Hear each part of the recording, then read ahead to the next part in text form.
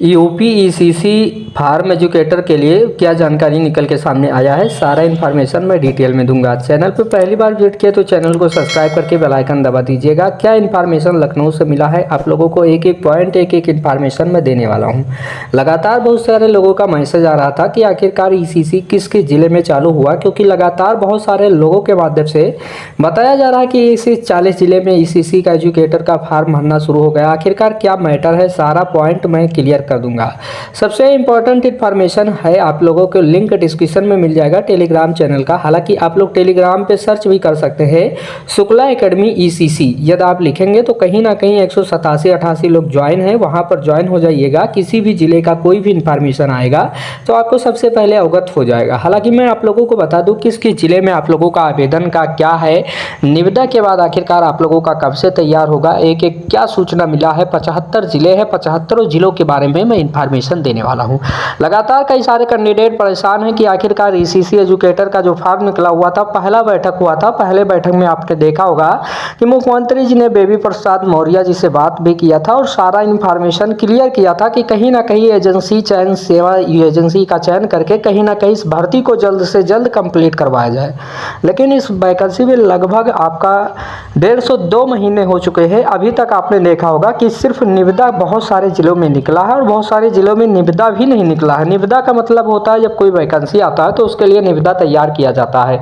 मैं आप लोगों को इन्फॉर्मेशन दे दूं कि निविदा के संबंध में कौन कौन सा जिला है। पूर्व प्राथमिक शिक्षा जनपद आगरा, अलीगढ़, औरैया, आजमगढ़, बहराइच, बांदा, बरेली, बस्ती, चंदौली, एटा, इटावा, फर्रुखाबाद, फतेहपुर, फिरोजाबाद, हमीरपुर, हापुड़, हरदोई, हाथरस, जौनपुर, झांसी, अमरोहा, कौशाम्बी, महाराजगंज, मैनपुरी, मथुरा, मऊ, मेरठ, मिर्जापुर, प्रयागराज, राय बरेली, सहारनपुर, संभल, संत कबीर नगर, सिद्धार्थनगर, सोनभद्र, सुल्तानपुर, उन्नाव एवं वाराणसी में ईसीसी एजुकेटर के लिए चयन की स्थिति में राज्य परियोजना कार्यालय को अवगत नहीं कराया गया। जनपद भदोही, बदायूं, मुरादाबाद, मुजफ्फरपुर, रामपुर को ईसीसी एजुकेटर चयन की यहाँ पर कार्यवाही प्रारंभ कर दी गई।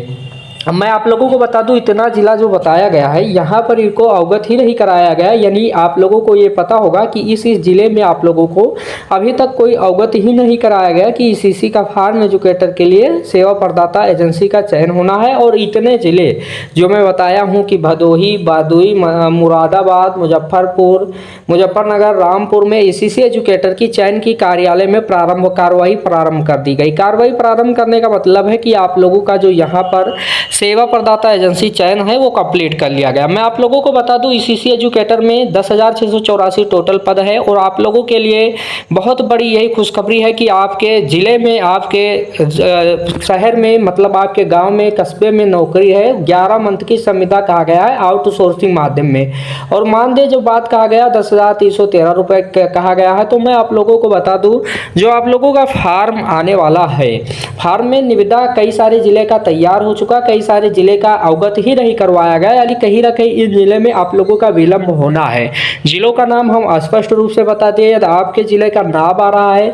हालांकि मैं आप लोगों को बता दूं बहुत ऐसे जिले हैं जहां पर कार्रवाई पूरी तरह से कंप्लीट हो चुका है। यानी निविदा चयन सेवा एजेंसी का जो है चयन हो गया। अब एजेंसी चयन होने के बाद आप लोगों का जो अगला कदम होगा, आपका फार्म आवेदन होगा और फार्म आवेदन के बाद ही मेरिट लिस्ट लगने वाली है। सबसे इंपॉर्टेंट इन्फॉर्मेशन है कि जितने भी जिले में अभी तक निविदा नहीं तैयार किया गया, यानी सेवा एजेंसी का चयन नहीं किया गया है, उस जिले में कहीं ना कहीं अब थोड़ा सा विलंब होगा। इस बात को समझिएगा, क्योंकि उतना जिला जो बताया गया है यहाँ पर आप देख सकते हैं इतने जिले में विलंब होगा।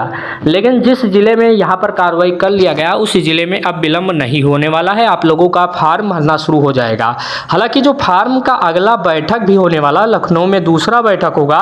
दूसरे बैठक में इसी के संबंध में जानकारी निकल के सामने आ रहा है कि दूसरे बैठक में ये कन्फर्म हो जाएगा कि फार्म कितने जिले में कहाँ से भरना शुरू हो जाए। फार्म का सारा डिटेल आ जाएगा, क्योंकि पहले में आपने देखा होगा कि सेवा चयन प्रदाता एजेंसी का चयन होना था, जो कि कंप्लीट हो चुका है।